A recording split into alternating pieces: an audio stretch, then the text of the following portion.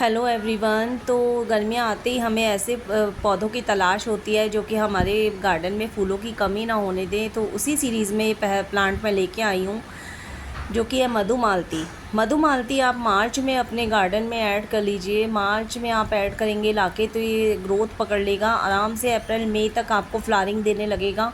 बहुत ही अच्छा गुच्छों में फ्लावरिंग देने वाला ये प्लांट होता है और बहुत ही सुंदर इसका मतलब कहना चाहिए।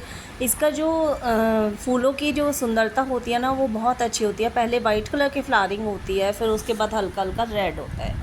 और देखिए मेरे गार्डन में मैं आपको दिखाना चाहूँगी मई में भी कितना सुंदर रोज़ में फ्लावरिंग हो रही है। जबकि इस समय रोज़ ज़्यादातर लोगों का ख़राब होने लगता है, बट अगर आप थोड़ा सा देखभाल करें तो रोज़ में बहुत अच्छी फ्लावरिंग होती है। और ऐसी कोई बात नहीं है कि गर्मियाँ आते ही रोज़ ख़राब होना शुरू हो जाता है। थोड़ा सा उसकी देखभाल कीजिए, वो चलता रहेगा। और इसी के साथ ही हम इस वीडियो को भी शुरू करते हैं। ये है मधुमालती, जिसको कि हम कहते हैं रंगून क्रीपर। रंगून क्रीपर जो है वो एक बहुत ही अच्छा सकारात्मक वातावरण लाने वाला पौधा है। आप अपने घर में लगाएं। और इसकी दो वैरायटीज़ आती हैं। वैरायटी तो इसकी बहुत सारी होती हैं, लेकिन इसकी ये दो वैरायटीज़ ऐसी हैं जो कि ज़्यादातर नर्सरीज़ में आपको अवेलेबल होती हैं। जो कि एक होता है रंगून क्रीपर बड़ा प्लांट, जो कि आपको घर में आप लगाएंगे आपको बहुत ऊंचाई तक ये चला जाता है कई बार। तो इसको उसमें गुच्छों में फ्लावरिंग होती है, उसे झुमका बेल भी कहा जाता है। और ये है हमारा ड्राफ्ट वैरायटी। ड्राफ्ट वैरायटी को आप गमले में लगा सकते हैं। देखिए 14 इंच का गमला भी आप ले लीजिए। 10 से 14 इंच का गमला आप ले सकते हैं इसके लिए। चाहे मिट्टी का गमला लें या इस तरह का प्लास्टिक का गमला लें, दोनों ही गमले बहुत अच्छे रहते हैं। तो इसकी जो केयर टिप्स हैं और जो इसकी सनलाइट की बात करूं तो सनलाइट इसको रिक्वायरमेंट होती है। फुल सनलाइट 6 से 8 घंटे की सनलाइट आप इसको दीजिए। बहुत ही अच्छा ये रहता है, बहुत अच्छी ग्रोथ करता है। और एक तरह से पेरेनियल भी आप इसे कह सकते हैं। बस ये विंटर्स में डॉर्मेंसी में जाता है, विंटर्स में थोड़ा ये फ्लावरिंग कम करता है। इसके अलावा वाटरिंग की बात करूं तो वाटरिंग इसको बहुत ज़्यादा नहीं पसंद है। बस मिट्टी में नमी होनी चाहिए। अगर मिट्टी ड्राई है, मिट्टी को देख के चेक करके ही पानी दीजिए। अदरवाइज़ आपका प्लांट जो है उसके पत्ते गीले होने लगते हैं, पीले येलो कलर के हो जाते हैं। और येलो कलर की जो लीव्स होती हैं वो फिर धीरे धीरे झड़ने लगती हैं। तो हमें वाटरिंग का ध्यान रखना है, बहुत ज़्यादा ओवर वाटरिंग नहीं करनी है इसमें। जो मिट्टी को चेक करके ही पानी दीजिए। मिट्टी में अगर नमी है तो पानी मत दीजिए। मिट्टी जो है वो इसके लिए हमें कैसी लेनी चाहिए, इसके लिए वेल ड्रेन्ड सॉइल होनी चाहिए। सॉइल में आप क्या क्या ऐड कर सकते हैं, अगर आप नर्सरी से प्लांट ला रहे हैं तो सॉइल में आप वर्मी कंपोस्ट या cow dung compost, river sand, cocopeat और साथ ही में थोड़ा सा बोन मील ऐड करिए। और इसके साथ आप सॉइल मिक्स बनाइए और देखिए मिट्टी को चेक करके ही पानी दीजिएगा। ये मैं बार बार इसलिए कह रही हूँ क्योंकि ज़्यादातर लोगों को समझ नहीं आता कि हमारे प्लांट में हुआ क्या है, कैसे पत्ते पीले पड़ने लगे। वो और ज़्यादा इसमें वाटरिंग करने लगते हैं, जबकि वाटरिंग की वजह से ही पत्ते पीले होते हैं। इसलिए हमें वाटरिंग इसमें तभी करनी है जब इसकी मिट्टी आपको ड्राई दिखे और प्लांट अपने आप बता देता है कि मुझे पानी की आवश्यकता है। तो ये पत्ते जब इसको इसके झुके दिखे तो आप इसमें पानी दे दीजिए। फर्टिलाइज़र की अगर मैं बात करूँ तो एक बैलेंस्ड फर्टिलाइज़र NPK भी आप इसको दे सकते हैं। इसके अलावा फास्फोरस रिच फर्टिलाइज़र इसके लिए बहुत अच्छा रहेगा, जो कि आप घर में भी बना सकते हैं। और केले के छिलकों के द्वारा केले के छिलकों को भिगो के आप 3 से 4 दिन के लिए रखिए और केले के छिलकों का पानी इसमें दीजिए, बहुत अच्छा रहेगा इसके लिए। साथ ही साथ आप काउडंग कंपोस्ट या वर्मी कंपोस्ट का भी प्रयोग कीजिए, वो भी बहुत अच्छा है।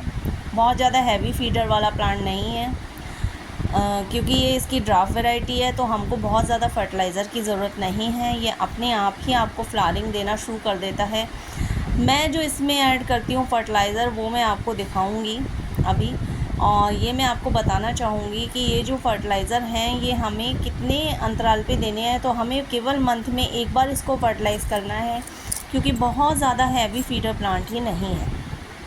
वैसे भी समर सीज़न में अगर हम बहुत ओवर फर्टिलाइज़ कर देते हैं ना प्लांट को, तो प्लांट कई बार जो है वो जल जाती है, उसकी पत्तियां जलने लगती हैं, उसकी ग्रोथ जो है ख़राब हो जाती है और हम समझ भी नहीं पाते। हमें लगता है हम पानी भी दे रहे हैं, फर्टिलाइज़ भी कर रहे हैं अपने प्लांट को, फिर भी ऐसा हो रहा है। तो फर्टिलाइज़र की बात हो गई, सनलाइट की बात हो गई, वाटरिंग की बात हो गई और पॉट की बात हो गई। अब जो बहुत ही ज़रूरी बात है वो मैं आपको बताना चाहूँगी।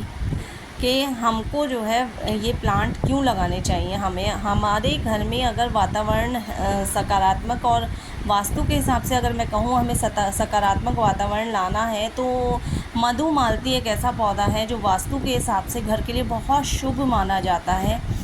इसको ज़रूर अपने घर में लगाइए और इसको ईशान कोण में लगाइए। इस ईशान कोण में अगर आप इसकी स्थापना मतलब इसको रखते हैं तो ये आपके घर के लिए बहुत ही शुभ होता है। जैसे मनी प्लांट को हम शुभ मानते हैं, इसी तरह से मधुमालती को भी बहुत शुभ माना जाता है घर के लिए। और ये कहा जाता है कि अगर इसकी बेल है तो बेल को तो आप अगर लगा सकते हैं तो ज़रूर लगाइए, क्योंकि बेल जो होती है वो उसको झुमका बेल इसीलिए बोलते हैं, इसकी जो फ्लावरिंग है वो झुकी हुई होती है। तो वो जो है झुमका बेल अगर आप लगा रहे हैं तो उसको थोड़ा सा सपोर्ट दे दीजिए जिससे वो ऊपर चढ़े। और वो जैसे जैसे ऊपर चढ़ती है तो कहते हैं घर में लोगों की तरक्की होती है। तो वास्तु के हिसाब से भी इसका महत्व मैंने आपको बता दिया। स्वास्थ्य के हिसाब से भी इसका बहुत महत्व है। गठिया में इसकी जड़ को का काढ़ा बना के दिया जाता है जो कि बहुत लाभकारी होता है। और मैं जो फर्टिलाइज़र अब इसमें देने वाली हूँ वो मैं आपको दिखाऊंगी। ये सीवीड का लिक्विड फर्टिलाइज़र है।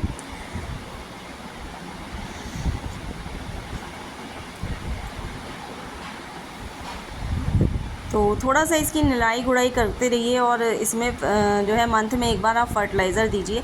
सीवीड का जो लिक्विड फर्टिलाइज़र होता है सागरिका का वो बहुत ही अच्छा होता है।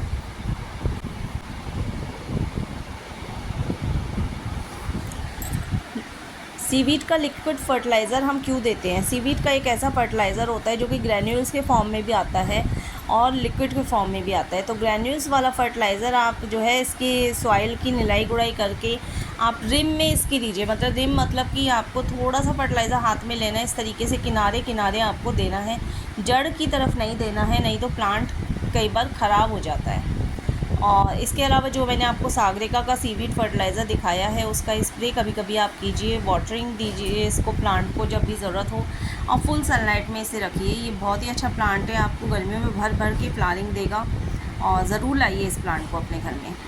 तो रंगून क्रीपर है, मधुमालती इसका नाम है। और जहाँ तक हो सके अपने घर के स्पेस के अकॉर्डिंग इसे लीजिए। अगर आप बड़ी बेल वाला प्लांट लेना चाहते हैं और आपके घर में स्पेस है तो वो भी आप ले सकते हैं। बाकी मैं उसको ये कहना चाहूँगी कि उसे आप ज़मीन में ही लगाइएगा। लेकिन अगर आप पॉट में प्लांट लगाना चाहते हैं तो आप यही वैरायटी लाइए, ये आपके घर के लिए बहुत अच्छी रहेगी और कभी भी फूलों की कमी नहीं होगी, बहुत अच्छे से इसकी ग्रोथ होती है। तो इसी के साथ मेरे वीडियो अब मैं एंड करती हूँ। कैसा लगा आपको मेरा ये वीडियो और कैसी लगी ये जानकारी मुझे बताइए। और इसके अलावा आप किस प्लांट के बारे में जानना चाहते हैं वो भी आप अपना सजेशन दे सकते हैं। अगर आपको कोई बात अच्छी लगी है तो वो भी आप मुझे बताइए और थोड़ा सा मुझे फीडबैक ये दीजिए कि मेरे वीडियोस में कौन सी बात आपको सबसे अच्छी लगी, कौन सी बात मैंने आपको जो बताई है वो सबसे ज़्यादा इन्फॉर्मेटिव और सबसे ज़्यादा आपके लिए न्यू है, तो वो प्लीज़ आप मुझे ज़रूर बताइए। इसी के साथ मैं अपना ये वीडियो एंड करती हूँ। जय श्री कृष्णा, राधे राधे। सभी को मेरा नमस्कार। मेरे चैनल को लाइक कीजिए, शेयर कीजिए, सब्सक्राइब कीजिए। Gardening with Ruchika. Thank you so much.